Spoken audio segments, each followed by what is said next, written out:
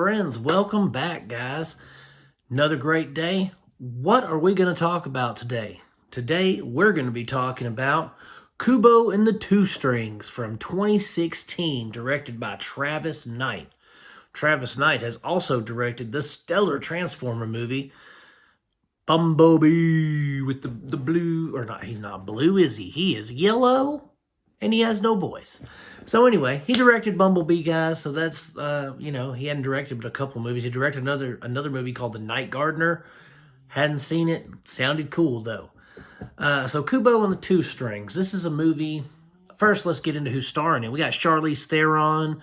We got Rooney Mara, Ralph Fiennes. We got Matthew McConaughey, George Takei.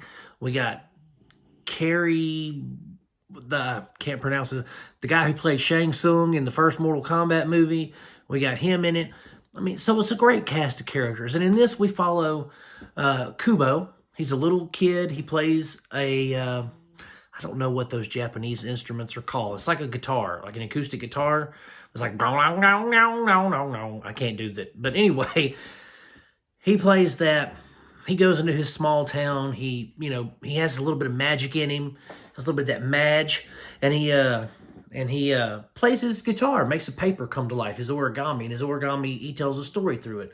Well, he has to be home by nighttime, or else his grandfather, the Moon King, will see him, and then he will try to take Kubo's his other eye from him, because he already took one of Kubo's eyes, just so he could, he wants to basically destroy humanity by taking Kubo's magic, because he already tried to take his daughter's magic, which is Kubo's mother. And so then we have, he stays out too late. Moon King sees him, sends his other daughters, which are his mother's sisters, and they're played by Rooney Mara. They're hunting him down. They fight his mother. She touches his back, and her magic transforms his robe with wings, and he gets away. He wakes up, and he's with his wooden monkey and his origami samurai guy, who is actually this legendary warrior named Hanzo, right? And because Kubo idolizes Hanzo. He thinks Hanzo's the coolest.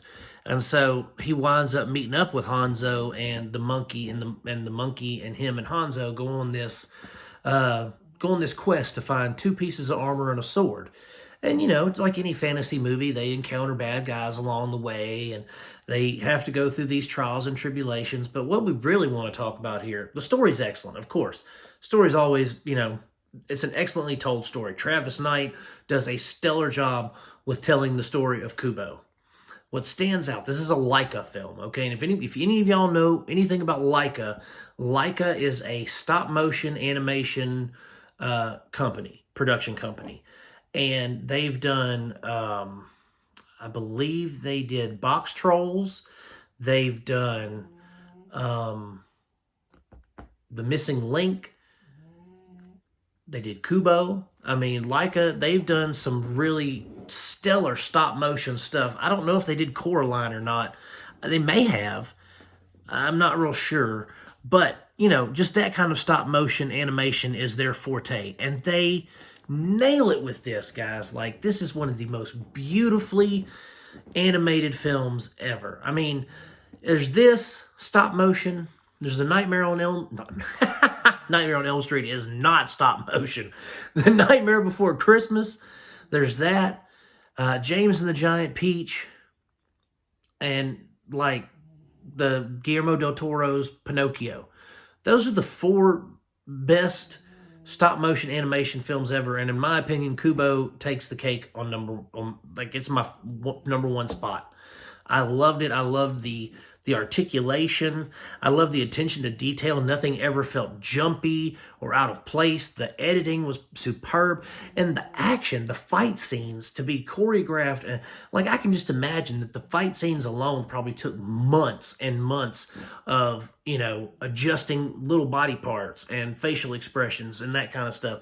I mean, it's just, I'll go as far as to say it's like a miracle of filmmaking, because I don't think, even if I was a filmmaker, I don't think I could do stop motion properly because it's so tedious and it takes so much work with the fine details and things like that. And this movie just excels at all that. It really does. And, you know, the voice acting is spot on. The writing, of course, it's a phenomenal story. It's a great family film. But really, the standout here is the stop motion and the colors. It is vibrant. It is not some dull gothic, stop motion film. It's a very vibrant film, a very Eastern feel to it. A very Japanese. Of course, it's a Japanese story, but it has it embodies that Japanese culture, the way that things are presented and the way, the legends and things like that. So I really, really dug this movie. I've loved it ever since 2016 when it came out. It is truly, in my opinion, a masterpiece of stop motion animation. And so Kubo and the Two Strings, if you guys haven't already guessed, I'm giving it 5 stars out of 5 stars. And I hate to say it, but all this week, or last week, whenever I've been watching movies, I've had time to watch movies. They've all been part of my physical collection. I couldn't find Kubo streaming anywhere, guys. So if you want to check it out, and I highly suggest you do, if you haven't seen it, it is well worth your time and your money.